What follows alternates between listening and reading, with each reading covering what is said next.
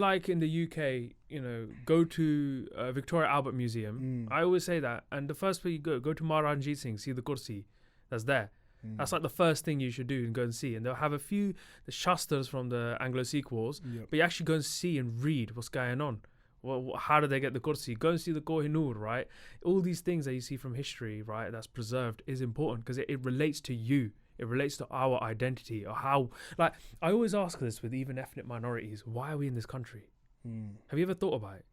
Like, yeah, but then I feel like no. Don't be like feel like this, bro. No. You got to actually deep it. But I deep it. But then also country? you've got to feel that the whole thing about this of being in this country is because of the empire, because of what that's been given us. Yes, there's bad things and good things about it, right? Which I completely agree with. But then also it's like the pound holds so much value, bro. It's economic, right? Reasons right now for us. We're economic. We come from a descendants of economic migrants, right?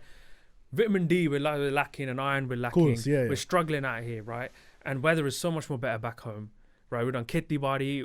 I was from Bind family, so I would have probably done farming or some sort of life that could have been maybe a different way of life. And if things weren't rough there back home, we would have been there.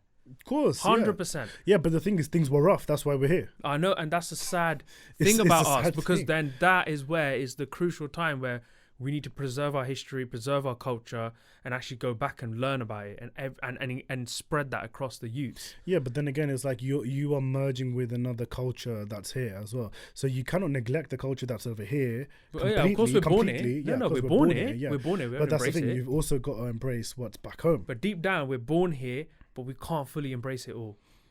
As hard as it is, we can't fully embrace it. Do we need to embrace it? Well, yes, there's an element we have to. If we live in this country, we're born in this country. There's there's democracy, there's British values, they call it, right? British values, which is part of being a British citizen. Or we can only talk about Britain, but let's say Canada, USA, Timarji, right? But there is an element of values that are different from what is our own religious values and our values back home. And there is a clash, and there's always going to be a clash, and it's going to change. But it's just always questioning, you know, our civilization and our group of people, and what's going on, what's happened, and what's led to now all of us just being abroad.